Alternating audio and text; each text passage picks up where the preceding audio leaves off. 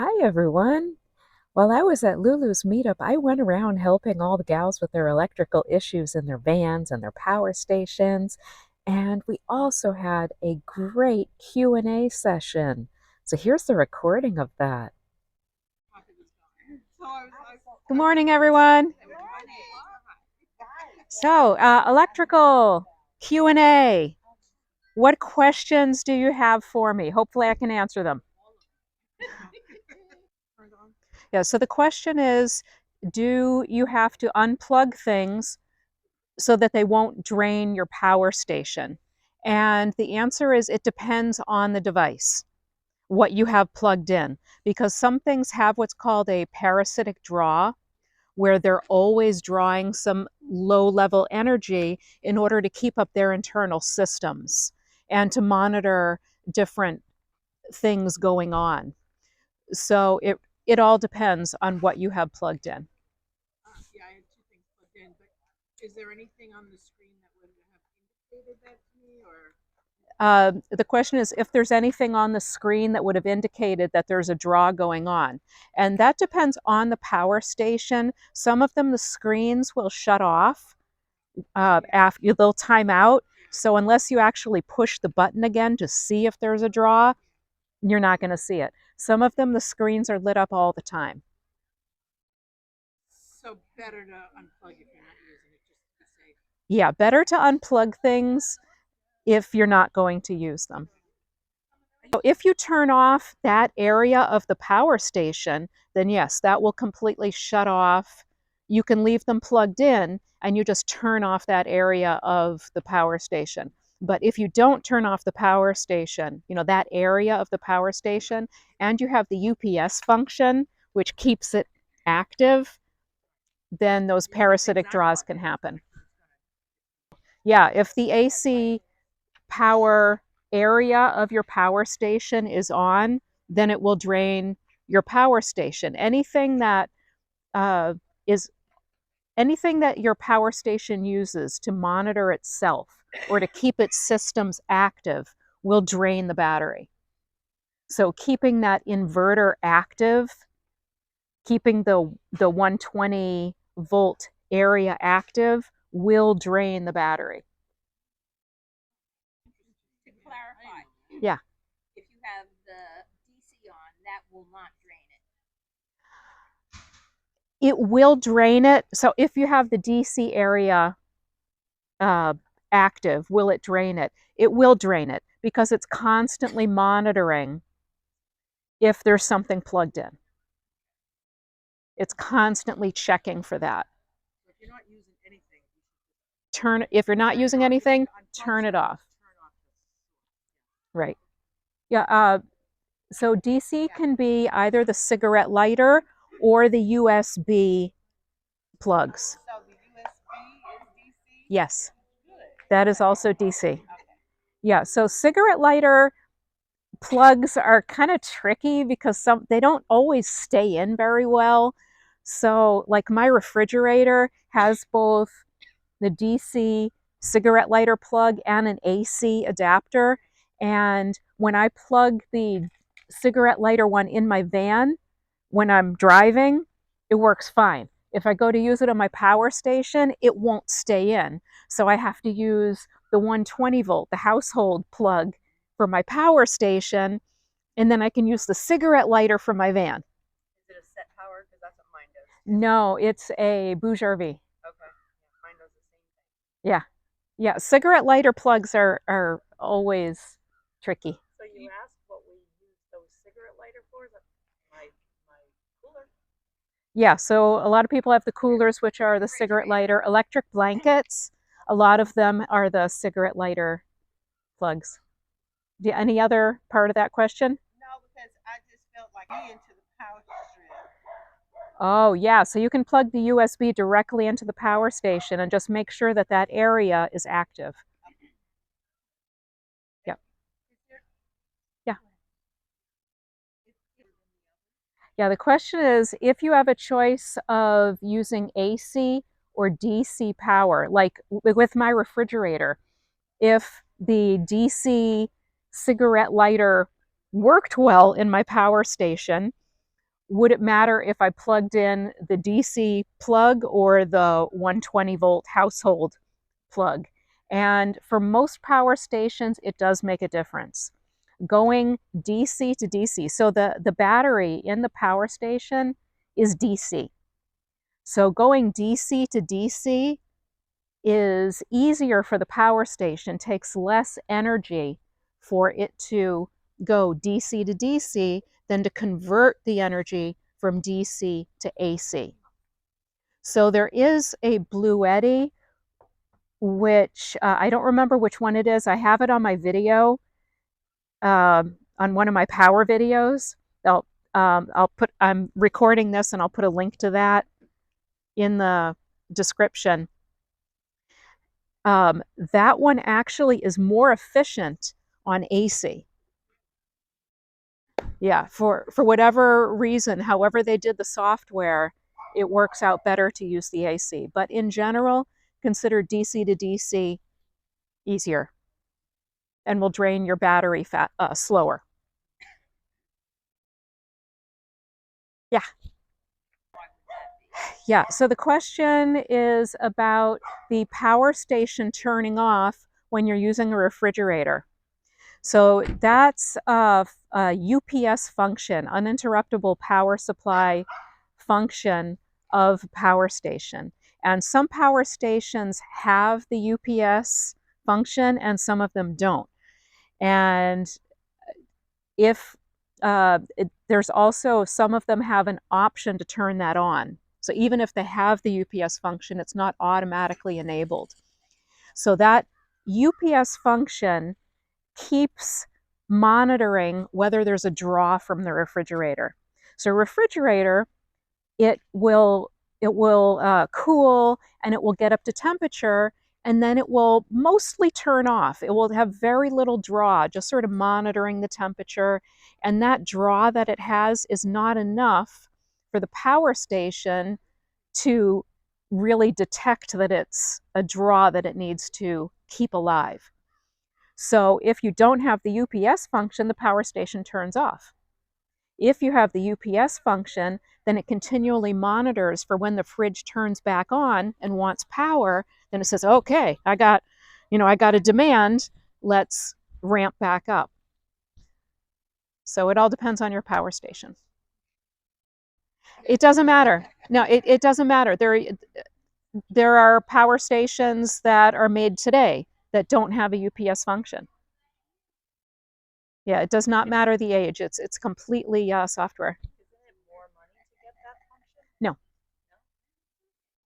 I mean, it's probably more money to put it in, but it's not like it's a noticeable difference when you're buying a power station, if it has a UPS function or not. Yeah, the question is whether it's the end of the plug or what you're plugging it into, the socket.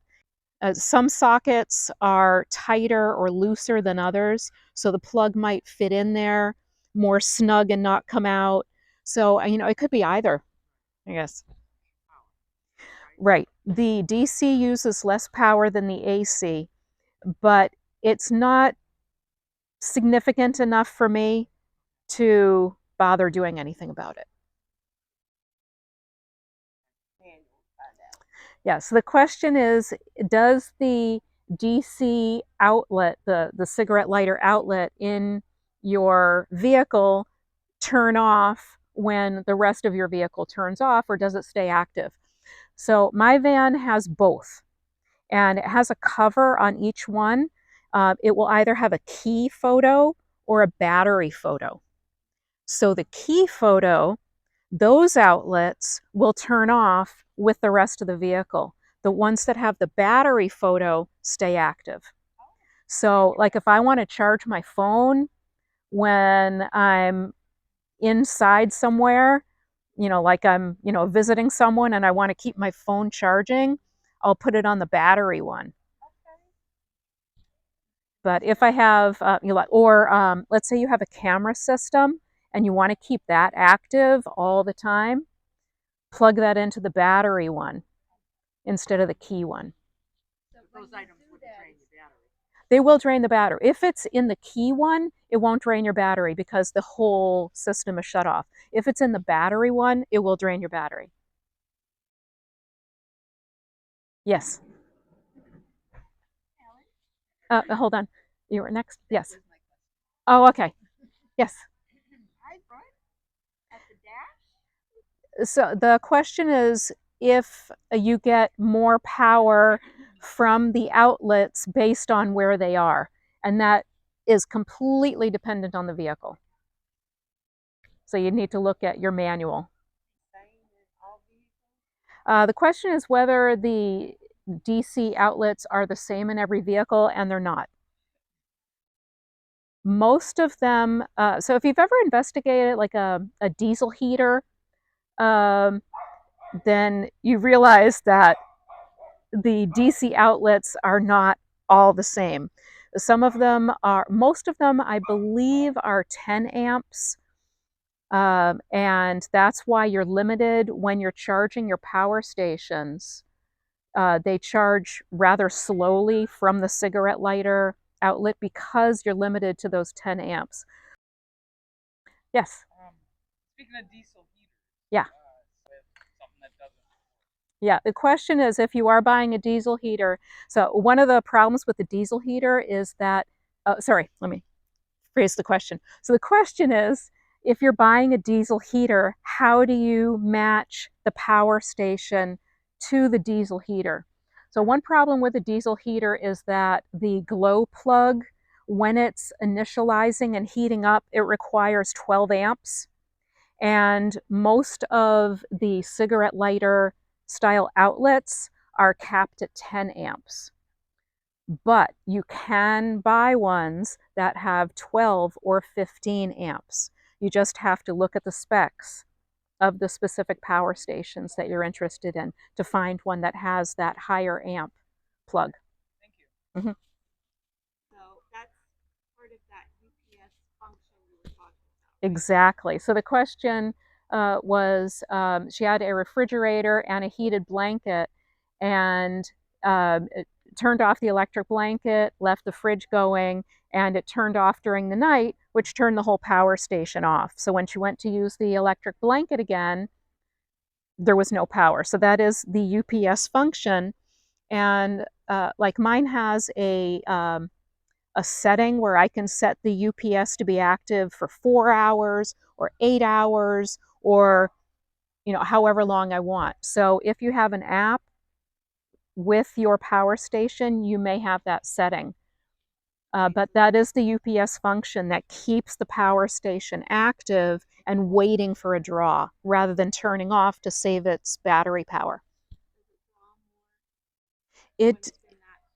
Yeah, it does use more electricity. It does use more of the battery power because it's keeping its system active. Yeah. Yeah. Ellen, does anyone else staying in there? Yeah, are you talking about the cigarette lighter?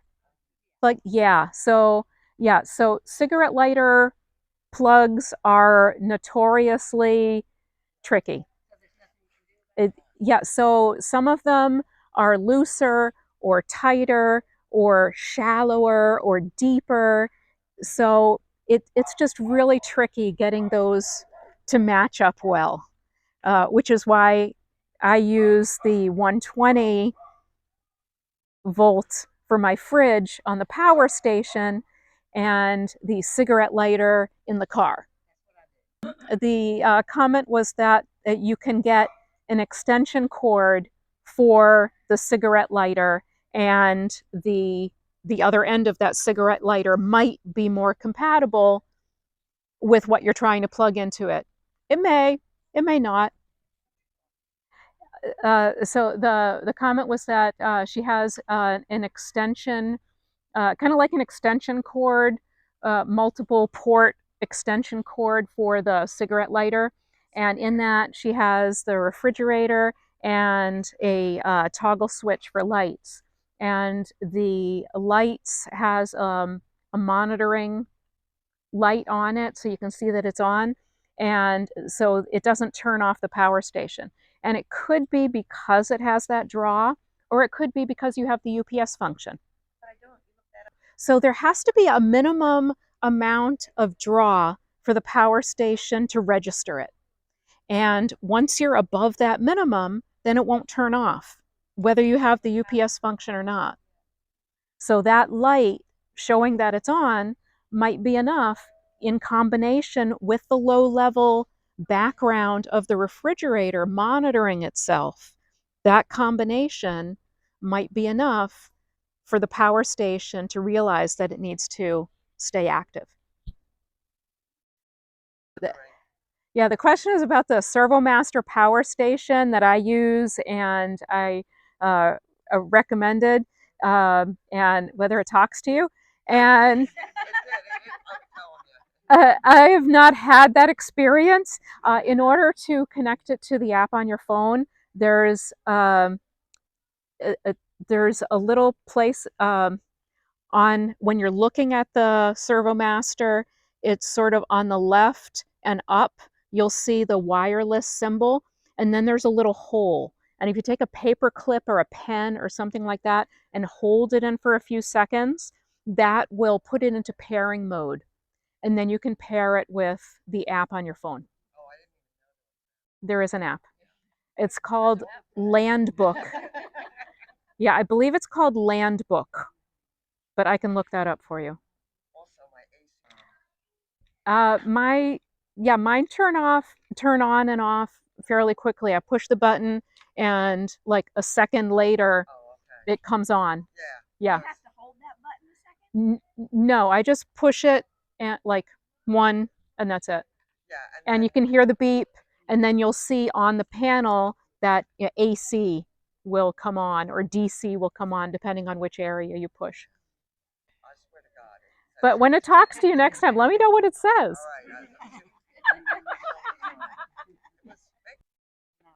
Are you talking about the Bluetti one, like the alternator charger? Yeah, the one that goes underneath your hood. Yeah, so I actually bought a Bluetti one, and I'm gonna install it at some point. I've had it for a few months, but it's been really cold outside, and yeah, I think it's really good if you're going to be driving and you want to charge your power station. The solar panels are great when there's sun. This DC to DC charger, the Bluetti one, is fabulous because it, Bluetti one, would it match with like I have the Patriot, the 4 Patriot? Yeah, so the Bluetti charger, the Bluetti one, comes with the MC60 adapters, and you can buy a converter. Yours has the Anderson, which are the red and black input. So you can buy a cable which converts from one to the other. And I would have to run that from underneath the hood to back there, back in the back. Yeah, the Bluetti, so the Bluetti one, the actual box goes in your van. There's a cable that you run through the firewall, like where your pedals are, into the engine compartment and attach that. There are 2 terminals, battery terminals, that will go on the posts of your battery. So the cable goes from the battery into your vehicle, into the box of the Bluetti one. From the Bluetti one, you then have the output cable, which connects to your power station with whatever adapter you need for your specific power station. And the advantage of the Bluetti one is that it has just the regular solar output connectors that you can get any adapter for. So you can use it with pretty much any power station except those that are proprietary, which I think is it the EcoFlow? So the EcoFlow has its own alternator charger, which will only work on EcoFlow. How much do they run about? The Bluetti one? No, yeah. Yeah, I don't even remember how much I paid for it. It was months ago. I don't remember. Yeah, well, you don't need to be a power person. because you just, as long as you know how to put it through the firewall, like mine, I looked up on YouTube where my hole is to go through the firewall, and it's, I know exactly where it is. I just actually have to do it, and then you just unscrew the uh, the uh, the terminal nuts on your battery, put those rings on, and put the covers back on, and that's it. That's the whole electrical installation. And then plugging it into the box, and then plugging the other wire output from the box. It's the same. Yeah, I mean, I do for Amazon. If you want to buy it on Amazon, I have the affiliate code, and I would appreciate if anyone wants to buy things on Amazon. If you'd click on my link first, Lulu has it. I know. Uh, yeah, you have it. I don't know who else. Probably Renee. What's your channel? Mine is Simply Dandy. Dande, like dandelion. Dandelion. Yeah. Yes, Cindy. So the question is the Bluetti one worth it, or should you just stick with solar or the cigarette lighter? So the cigarette lighter one, like I said, is usually 10 amps, and so you're only charging your power station at like 100 watts, 100, about 100 watts. Um, So in order to charge a 1,000 watt-hour power station from 0 to 100, it would take like 10 hours. And if you're going to be driving for 10 hours, great. But if you're only going to be driving an hour and a half, then you want something like the Bluetti One, which charges at, was it 450, 480 watts? 500 and some maximum. Okay. 500 on the AC. Okay. Okay, so charging at 560 watts is a whole lot faster than charging at 100 watts. Solar is great. I have 2 solar panels with me that I connect in parallel, and that charges my power station faster than just a single panel. So if you're not going to be driving and you don't want to run your engine, use solar panels. And, you know, if you're just going to be sitting in a campground and all day, just leave your solar panels out. It'll charge your power station. But if you're going to be driving a lot and you don't have solar panels on your vehicle, then the Bluetti One is the way to go. Or you could do like me and have both and have options. The question is, how do you snake the wires for the Bluetti One so it's not going to get on something hot? In the engine compartment or once it's in your vehicle? No, from the battery to the hole into the From the battery to the firewall hole. I would say just follow other wires. And you can even zip tie them to other wires so that they don't move around with your vehicle's movement. Don't they make wire casing? They do make wire casings. Yep. Yeah, so the question is if the Bluetti One will damage your battery. And one of the advantages of the Bluetti One over other DC to DC chargers is that it has systems in place so that it won't damage your battery.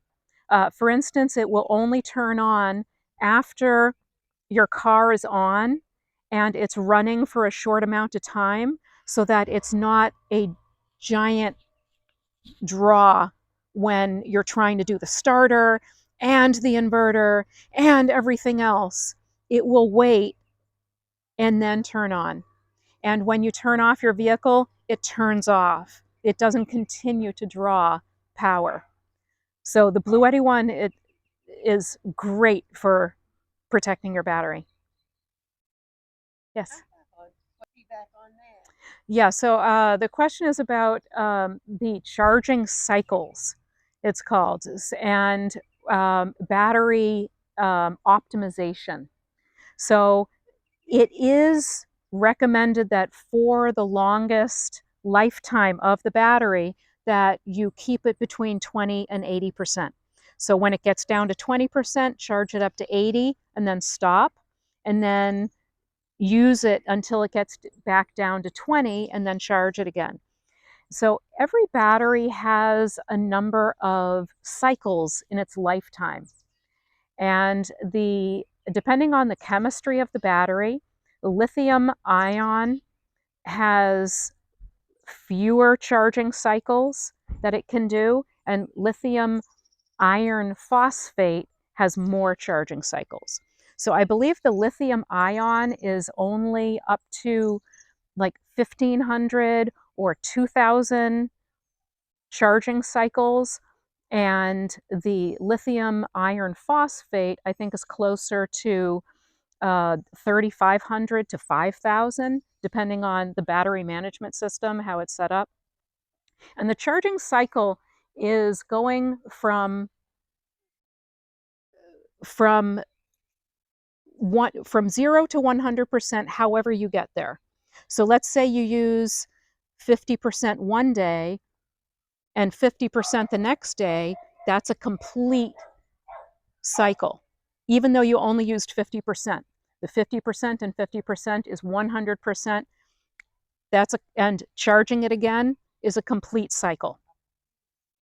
And so it's just, Lulu was saying that she's getting to the end of her battery because it's been used for how many years? 5 years, 7 years? Yeah. How do you know you're at the end what it's doing? This is what it's doing. So it doesn't feel like it's at the end. It's just not performing like when I first got it. Oh, yeah. So I should mention that when it gets to that that limit that it's saying, whether it's 3,000 charging cycles, it doesn't stop charging. It's just how many charging cycles until it gets to, I think, 80% of its maximum capacity that it will hold, because it will start holding less and less charge. So what I'm Yeah, so now you're probably closer to 1,000 watt hours or 1,200 watt hours yeah, but that you actually have available. 2,000 watts when I'm using watts that I need. It just doesn't last as long. It just doesn't last as long. Yeah. And Ellen, it won't last forever. Yeah, it won't last forever. It will get less and less capacity for holding a charge. So the amount of time that you can use it will go down. Even though you're plugging the same things in, you'll be able to use them for less time as time goes on. So what are some things to do in order to not damage the battery? Temperature is probably the biggest thing for us. Can you kill it? Like if it gets You can. So you can kill the battery by charging it when its internal temperature is below freezing. So you can use the battery when it's in freezing weather, but you can't charge it. Also, extreme heat will significantly shorten the lifetime of the battery. So you need to make sure that there's airflow around it, wherever your vents are, wherever your fans are in your power station, make sure they're not blocked so that it can cool itself when it needs to. But if you know you're going to be in extreme heat, just monitor that it's not roasting in there. It'll kill the battery. should I not be charged? Question is, living in Florida, can you leave the power station in the vehicle full time, or will it damage it? And it will not. Using it in those extreme temperatures or charging it in those extreme temperatures can damage it. But what's the trade-off? Are you going to be schlepping that thing in and out, or if you do shorten its lifetime, do you just replace it? So it's lifestyle over, convenience, or so if your car is it's shaded, or you have your windows cracked, then it's going to be fine. But if it's like in really extreme, it's 120 degrees out and you're in a completely sealed vehicle in full sunshine. Yeah, but they are very safe batteries, and they're designed to be in those environments. The question is, why is that different than a car battery? A car battery is lead acid. It's a completely different chemistry. So the lead acid batteries, they're heavier, they require maintenance, you need to top up water. They can only be used to 50% of their storage capacity before they're damaged. If you drain that battery to 100%, you damage the battery. Where the lithium ion and the lithium iron phosphate, you can use 100% of that battery capacity, and it will not harm the battery. What about electric vehicles? Electric vehicles do not use the lead acid batteries. They use the lithium that is in our power stations. I don't know if it's lithium ion or lithium iron phosphate that they use. But yeah, it's the same as power stations. It's not the lead acid that are used for the starter batteries in vehicles. So some batteries do have heaters in them. They're called self-heating batteries, and those are designed to be used in freezing weather. So they will keep the battery above freezing so that they can be both used and charged. Because remember, you can use the batteries when the internal temperature is freezing, but you can't charge them without damaging them. So the self-heating batteries have that mechanism to protect them. You're talking about the Bluetti one? That Bluetti DC to DC charger, the inverter charger? I mean, yeah, the Bluetti one is the name of the alternator charger that Bluetti sells. And that has a regular, I think it's the MC60 plug on it, and you can get the adapter for your power station. Is the MC60?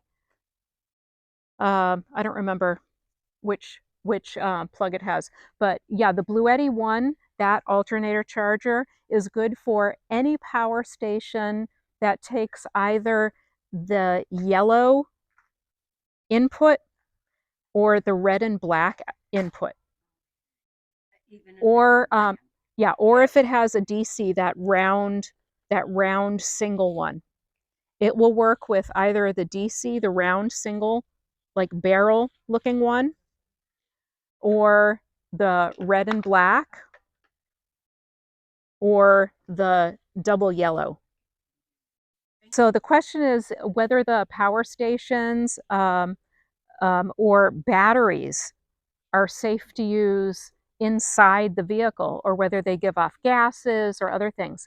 So the lead acid batteries, you do not want in your compartment. The lithium ion and lithium iron phosphate are completely safe. Yeah, they're completely sealed. They're not like so the lead acid batteries are not completely sealed, and those are the ones that you have to monitor the water level and top them up. So they're not completely sealed. And they have the battery acid. These are the lithium ion and the lithium iron phosphate are completely sealed. Yes. Question is it better to have one big power station that's really difficult to get in and out of your vehicle, or multiple smaller ones that might be easier to manage? And are the batteries safe? Could you recommend brands that would be? Okay, and brand recommendation. So it all depends on you and your lifestyle. If you want to keep the battery in your vehicle full time and you don't mind driving around with that extra weight, which decreases your gas mileage, puts extra wear and tear on your vehicle, then go for a larger power station. If you want to take them in and out, then you need to you know do that according to what you can manage, or whoever you're depending on to do that for you. And if you want to use multiple power stations for multiple things, then that's totally your choice. It's there's no one way is better. For me, I like the smaller ones because this is my full-time vehicle. I only camp in it occasionally, and the rest of the time I'm a regular mom. So my power stations are in and out. I prefer multiple ones, and that way I can take one in and charge it. I can leave one in. Uh, I like having options. For brands, I I recommend watching. There are a few people who do tear down videos of the power stations, like Will Prowse. I don't know if any of you are familiar with Will Prowse. He is a solar and power station and battery guru. I'll put a link to his channel in the description of the video that I'll post of this, but it is Will, W-I-L-L, Prowse, Prowse. And he and a few others will actually open up the power stations or the batteries and look inside and look at the wires and look at how they're put together, whether it's glue or they're soldered. Look at all the connectors and really evaluate those batteries and power stations and solar panels. So I recommend looking up videos of the power stations that you're interested in. And I don't necessarily stick with the name brands. I have a Bluetti and a Servomaster and another power station as well, and a few other little ones. Yeah, that's a good suggestion to have a carbon monoxide detector at her fire station was going off because the lead acid batteries were off gassing.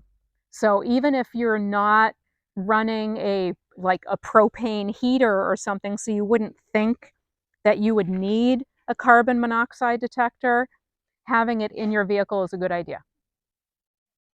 The question was whether to, so if you get more power from two separate solar panels connected or from one solar panel, let's say two 100-watt panels together or a single 200-watt panel. So it all depends on the panels. So there's something called shading. And some solar panels are better with shading than others. And shading could be like a leaf that falls on a panel. It could be dirt on the panel, and that will reduce the output of the panel.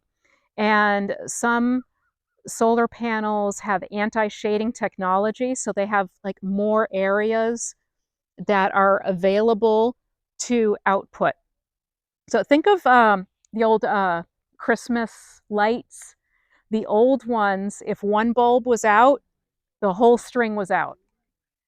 And those are the panels that do not have anti-shading technology. If some part of the panel has a little bit of something on it, the whole panel just doesn't work well.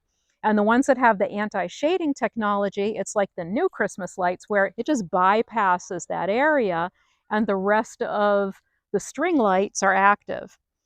So if you have two different panels and one of them is not optimized for the sun and the other one is, then you're not going to get as much output as if both of them are optimized for the angle. Also, if one of them has some shading, you're not going to get as much. So it all depends on your setup. If you're, if you have one panel and it has the anti-shading technology, it might output more than the two separate ones, or the two separate ones might be easier. The question is whether it's advantageous to clean solar panels, and yes, they should be clean. You can clean them just like regular, any other plastic or glass technology. Um, yeah, like how you would clean a window. Yeah, yeah, Windex works fine. Or even just a moist paper towel, I mean, just to get the dirt off. Uh, um, yeah, yeah, wipes. Those sometimes leave a film. The antibacterial wipes or other wipes, they leave a film. So I would use just a damp paper towel, and then um, until you don't see anything else coming off. Yeah. Any other questions? Okay. No? Thank you so You're much. welcome. Thank you, everyone. And if you do have any issues that you want me to come look at, just come get me. That's me. A little later. Yeah. Okay. What is your channel? It's Simply Dandy, DANDE. You want this? Would you put yourself on this Oh, list? yeah, I will. Okay. So Yeah. that we have that list there for YouTubers. Excellent. Yeah. Good. Look forward to the meditation tonight. Oh, yeah, I'll do the meditation. Yeah, so the meditation last night. That was actually my first time doing it. So I've always, so I do the guided meditation, but it's other people, doing the guiding. So that was my first time doing the guiding. Very nice. This went far. Yeah. Good for you. So I'm going to make a suggestion that all of you people kind of move right in here. Good idea. So we have everybody, and while we're doing that.